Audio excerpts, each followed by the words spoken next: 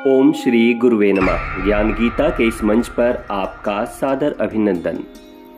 प्रत्येक वर्ष कार्तिक मास के शुक्ल पक्ष की प्रतिपदा तिथि पर गोवर्धन पूजा मनाई जाती है।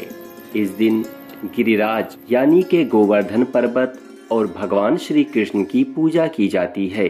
इस दिन को अन्नकूट पूजा भी कहा जाता है, क्योंकि इस दिन अन्नकूट का भोग लगाने की परंपरा है। इस दिन घर के आंगन में गाय के गोबर से गोवर्धन पर्वत और पशुधन की आकृति बनाई जाती है और विधि विधान से पूजा की जाती है। मान्यता के अनुसार गोवर्धन पूजा की कथा द्वापर युग से जुड़ी हुई है। आइए जानते हैं इस पर्व से जुड़ी कथा को। पौराणिक कथा के अनुसार एक दिन श्री कृष्ण ने देखा कि सभी ब्रजवासी तरह तरह के पकवान बना रहे हैं।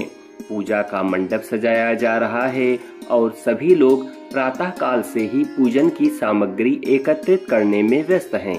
तब श्री कृष्ण ने माँ यशोदा से पूछा, मैया आज सभी लोग किसकी पूजा की तैयारी कर रहे हैं? इस पर मैया यशोदा ने कहा कि पुत्र, आज सभी ब्रजवासी इंद्रदेव के पूजन की तैयारी कर रहे हैं। तब कान्हा ने कहा कि सभी लोग इंद्रदेव की पूजा क्यों कर रहे हैं? इस पर माता यशोदा उन्हें बताते हुए कहती हैं कि इंद्रदेव वर्षा करते हैं, जिससे अन्न की पैदावार अच्छी होती है और हमारी गायों को चारा प्राप्त होता है। इस पर कान्हा ने कहा कि वर्षा करना तो इंद्रदेव का कर्तव्य है। यदि पूजा करनी है तो हमें गोवर्धन पर्वत की करनी चाहिए, क्योंकि हमारी गायें तो वहीं चरती हैं और हमें फल फूल सब्जियां आदि भी गोवर्धन पर्वत से प्राप्त होती है। कान्हा ने नंद बाबा और गांव के सभी लोगों से इंद्र के बजाय गोवर्धन पर्वत की पूजा करने को कहा, क्योंकि कान्हा से सभी स्नेह करते थे और उनका सम्मान करते थे। इसीलिए सभी ग्रामवासी उनकी बात पर राजी हो गए। इसके बाद सभी ब्रजवासियों ने इंद्रदेव की बजाय गोवर्धन पर्वत की पूजा की और अपने घर में बने विविध प्रकार के नैवेद्य और भोग उन्हें अर्पण किए। इधर जब इंद्रदेव को इस बात की जानकारी मिली कि सभी ब्रजवासी ने इस बार उनका पूजन नहीं किया है, तो इंद्रदेव ने इसे अपना अपमान समझा और क्रोध में आकर प्रलयदायक मूसलाधार बारिश शुरू कर दी, जिससे चारों ओर त्राही त्राही होने लगी। सभी अपने परिवार और पशुओं को बचाने के लिए इधर उधर भागने लगे।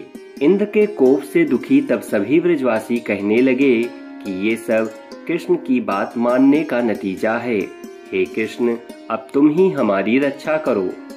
तब भगवान श्री कृष्ण ने इंद्रदेव का अहंकार दूर करने और सभी ब्रजवासियों की रक्षा करने के लिए गोवर्धन पर्वत को अपनी कनिष्ठ उंगली पर उठा लिया। सभी ब्रजवासियों ने अपने कुटुंब और पशु सहित गोवर्धन पर्वत के नीचे शरण ली। लगातार 7 दिनों तक मूसलाधार बारिश होती रही, लेकिन ब्रजवासियों का बाल भी बांका ना हो सका, जबकि इंद्रदेव का जलकोष समाप्त हो गया। तब इंद्र को ब्रह्मदेव ने बताया कि तुम जिसे पराजित करने का प्रयास कर रहे हो, वह स्वयं साक्षात नारायण भगवान श्री हरि विष्णु हैं। तब इंद्रदेव को अपनी भूल का एहसास हुआ और उन्होंने श्री कृष्ण से क्षमा याचना की। इसी के बाद से ही गोवर्धन पर्वत के पूजन की परंपरा आरंभ हुई। इसकी शुरुआत भले ही ब्रजधाम से हुई थी, किंतु अब यह पर्व पूरे भारतवर्ष में मनाया जाता है। तो यह थी गोवर्धन पूजा से जुड़ी पौराणिक कथा। उम्मीद करता हूँ कि आपको यह जानकारी जरूर अच्छी लगी होगी। अगर हाँ, तो वीडियो को लाइक करें और अधिक से अधिक लोगों को शेयर करें।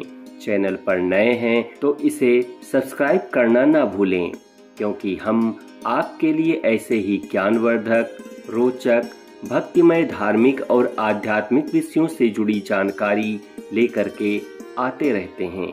शीघ्र मिलेंगे एक नई वीडियो में कुछ नई जानकारी के साथ। तब तक मैं विवेक कुमार श्रीवास्तव आपसे विदा चाहूँगा।